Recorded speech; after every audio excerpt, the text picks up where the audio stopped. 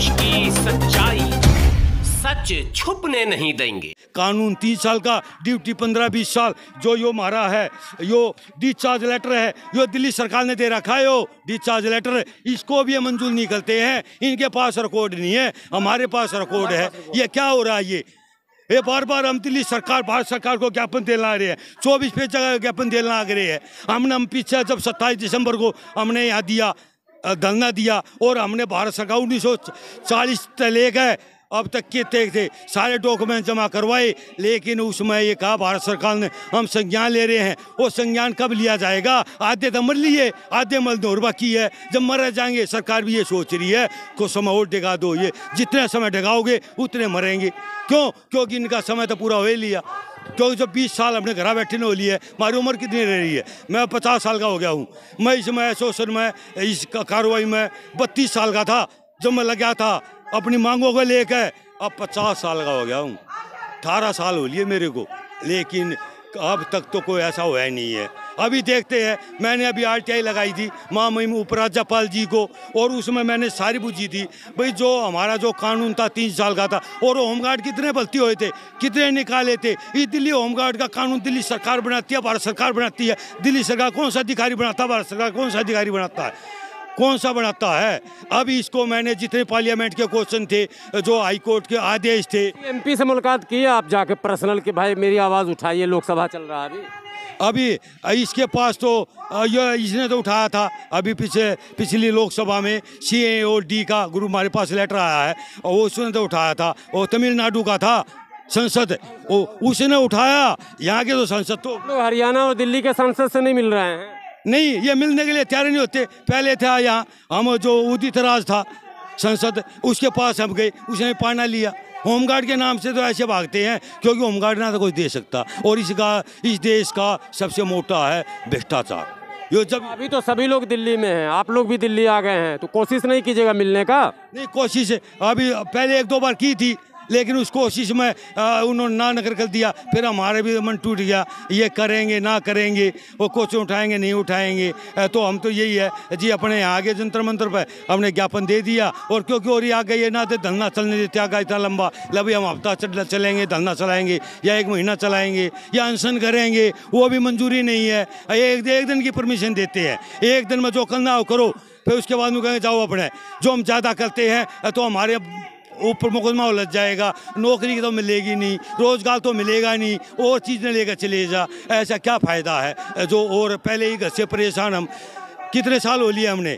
घर के क्या कहते हैं, बच्चे क्या कहते हैं? पूरी ज़िंदगी तुमने होमगार्ड में घूमते न हो लिए, तुम किस खाते हो? हमें गाली बकते हैं। कैसा विभाग है ये होमगार्ड का? ऐसे विभाग ने तो चूल्हे में दे दे, जो एक रोजगार नहीं दे सकता। बाबा पता किस दिल्ली सरकार ने हमें धोखा दिया। केजरीवाल जी ने 6000 होमगार्ड को अपने घर पे बुलाया और उनको कहा कि आप हमें वोट दो, हम आपको नौकरी देंगे। हमने सबने कहा कि हम आपको वोट देंगे, लेकिन 6000 आदमियों में से जो मैट्रिक थे वो ले लिए, जो नॉन मैट्रिक थे वो निकाल दिए। आधे ले लिए, आधे रह गए। अब जो आधे रह रहे, आधे को सिविल डिफेंस में ले लिया। नहीं जी, मास्टरों में लिया गया है। जो 10वीं पास थे उनको मास्टरों में लिया गया है, और उनकी नई भर्ती दिखा के उनकी सारी दौड़ वगैरह सारे फिजिकल वर्क लिया। और जो अब रह गए हैं वो 8वीं पास है, 8वीं 9वीं वाले। फिर दोबारा आप लोग मिले नहीं? क्या ऐसा क्यों किया, आधा क्यों छोड़ा? केजरीवाल जी अब किसी को पहचानते नहीं है, क्योंकि उनका काम बन जाता तो बाहर में जाती जनता। केजरीवाल से मैं जंतर मंतर पे 2012 में केजरीवाल के साथ रहा। मैंने कहा उनको कि हमारी होमगार्ड के साथ ऐसा होता है। उन्होंने कहा या जंतर मंतर पे कि आप मेरा साथ दो, मैं मुख्यमंत्री बनूंगा और मैं आपका कल्याण करूंगा। मुख्यमंत्री जी ने हमारा कोई कल्याण नहीं किया। हमने उनका इतना साथ दिया, जंतर मंतर, जेल भवन, रेल भवन। केजरीवाल जी के लिए मैंने जान दिया है, लेकिन केजरीवाल जी भूल गए दिल्ली को धोखा देकर और पंजाब भाग गए। अब वो पंजाब में धोखा दे के आएंगे, फिर कहीं के नहीं रहेंगे, कहीं के नहीं रहेंगे। वो कुछ नहीं करते, झूठे वादे करते हैं केजरीवाल जी। मेरे सामने कसम कहा था यहाँ पे केजरीवाल ने 2012 में, मैंने यहाँ पर छाती पीट पीट के अपना खून बहा था। जनता ने इतना समर्थन दिया था, लेकिन केजरीवाल जी ने बड़ा धोखा किया है बहुत आदमियों के साथ। जो दिल से उनका चाहते थे उनके साथ उन्होंने धोखा दिया है। केजरीवाल जी ने घर बुला के हमें जूत मारा है, घर पे बुला के 6000 होमगार्डों को धोखा दिया है। उन्होंने कहा आप हमें वोट दो और हम आपको नौकरी देंगे, लेकिन क्या हुआ, जो 10वीं पास थे वो ले लिए, जो उसके नीचे थे वो सब पीछे हटा दिए। कारण पूछा नहीं आप लोगों ने, क्यों ऐसा हुआ? कारण पूछा था कि जब इन्होंने भर्ती निकाली थी कि भाई हम सभी को लेंगे, तो वहाँ हम सभी गए थे, तो उन्होंने कहा भाई सभी को भर्ती करेंगे। जब हम वहाँ राजा गार्डन जो हमारा सेंटर है वहाँ हम गए, तो 10वीं पास थे वो बेचारे सभी गए थे, 8वीं पास वालों को अलग कर दिया, 10वीं वाले उनको लिया जो लोग फिजिकल में थे बेचारे। अब बताओ, मैं 50 साल से ऊपर 54 साल का हूँ, क्या मैं दौड़ मार सकता हूँ? मुझे दौड़ में निकाल दिया गया, तो मैंने ये समायोजन की बात नहीं करते, ठीक है होमगार्ड नहीं, लेकिन हमने सेवा तो किया है, मेरा कहीं समायोजन कर दीजिए। समाधान यह है कि भाई मैंने इस विभाग में 10 साल नौकरी करी है, 10 साल नौकरी करने, कानून 3 साल का है। जब 3 साल का कानून है, 10 साल हमसे नौकरी कराई गई इन्होंने, मगर आज तक कोई हमारी सुनवाई नहीं हुई। 10वीं पास, 12वीं पास, 8वीं पास सभी हैं। मैं भारत सरकार, दिल्ली सरकार से ये अनुरोध करता हूँ कि हम सभी भाइयों को जितने रह गए इनको बिना शर्त के, बिना फिजिकल के इनको वापसी लिया जाए। क्या कर रहे थे आप? इधर आइए। हाँ, ऐसा है, मेरा नाम गोरनल है, ठीक है जी। शौकीन था पहले, DSO नहीं था, उसके बाद DSO ये बना 99 में, उसके बाद इसने जवान निकालने स्टार्ट कर दिए शौकीन ने। उस टाइम DSO था शौकीन, गौड़ था, बाबूलाल थे, ये सारे थे। नहीं वो सब तो ठीक है कहानी है। अब आप आइए, जो इधर से शुरू हुआ आपका, आधे ले लिए गए, आधे छोड़ दिए गए, ये मुद्दा इसलिए ले रहे थे, ये जो उसने पैसे दिए हैं उन्हीं को लिया गया, बाकी और गाड़ी। यही बात जोर से बोलिए ना, इसका मतलब भ्रष्टाचार हुआ क्या उसमें? जो ये होया है, जो इन्होंने किया है, जो पक्षपात किया है, आधे ले लिए, आधे छोड़ दिए, भ्रष्टाचार हुआ उसमें। भ्रष्टाचार हुआ है, भ्रष्टाचार के कारण था हमको लेन देन भी हुआ है, वो उसको कारण क्यों नहीं लिया हमें? था जो आदमी 10वीं पास दौड़ में रह गए थे, फिजिकल में रह गए थे, तो बाहर ये पता लगा कोई 20 रुपए की चाय पियाओ कैंटीन में जाके। अब ये बताओ, हमें 20 रुपए की चाय पता ही नहीं, जिनको पता भर्ती हो गए, हम तो हमारे पास पैसे ही नहीं है, रोटी खाने को रोजगार नहीं है, तो हम कहाँ से पैसे? मतलब हो गया वो जो रोज होता वही हुआ। आप क्या करे थे?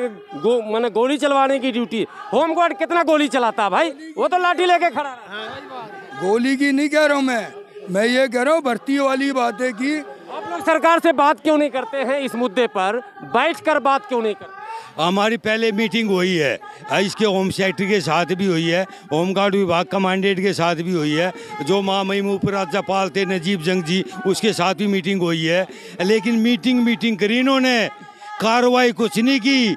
दुखरा नहीं सुनाते हैं बैठकर, होते नहीं है सामने? नहीं, पहले सामने तो हमने बोल दिया, हमने हर एक बात से अवगत करा दिया, हर एक आदेश से अवगत करा दिया, लेकिन उस समय तो कह दिया ठीक है हम आपका समाधान करेंगे। हम इंतजार करते रहे, वो हमें कौन मिलने देगा? कोई नहीं मिलने देता ऐसे, वो तो ऐसे मिलने देगा भाई हमने प्रोग्राम कर दिया है या दबाव हो गया है, जिसके कारण उन्होंने हमारे साथ मीटिंग हुई थी। अभी मीटिंग हुई थी 10वें LG के वहाँ, हमने प्रोग्राम किया था, उसमें LG के वहाँ जो सेक्रेटरी थे उनके साथ मीटिंग हुई थी, उनको हर एक चीज़ से अवगत करा था। जी हम बेरोजगार आदमी हैं, पूरे देश में बहाली होगी है, हमने क्या गलती की है जो पूरे देश में बहाली होगी हमें नहीं ले रहे? क्यों हमने नौकरी नहीं की? भाई तुम्हारा कानून तो 3 साल का था, तुमने ड्यूटी 15-20 साल नौकरी करवाई, गलती तुम्हारी, भुगतान हम करें।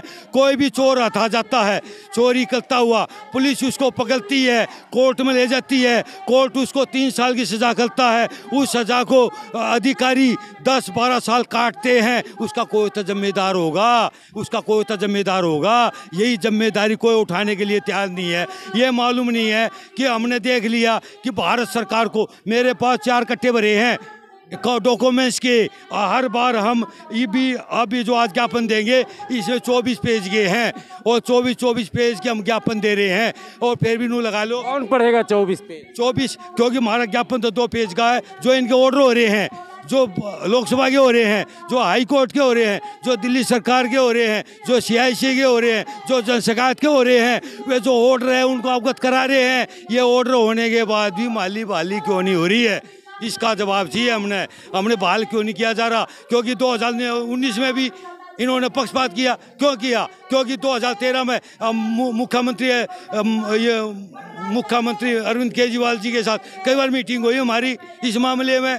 मैं आपका सारा काम करूंगा, होमगार्ड का काम मिलाकर लड़ाई ये चलेगी तब तक जब तक मांगा नहीं जाएगा मान। अब ये हमारी 6 अप्रैल 2022 को यहाँ फिर हम आज परमिशन ले रहे हैं और वो ऑल इंडिया वेस का होगा यहाँ पे हमारा। हम इस विषय में और हमें जो जरूरत पड़ी तो हम अनशन तक जाएंगे, भूख हड़ताल करेंगे, क्योंकि हमारी हालत सिवाय या तो हमें रोजगार दो या फिर महामहिम राष्ट्रपति और माननीय प्रधानमंत्री से ये कहते हैं कि हमें आत्महत्या करने की इजाज़त दो। हमारे पास और कोई दूसरा रास्ता है नहीं, क्योंकि हम घर से भी दुखी, बाहर से भी दुखी। हमारी ज़िंदगी का क्या यही रोल है कि हम धरने प्रदर्शन करते हटते हमने 20 साल में एक रोज़गार नहीं मिला।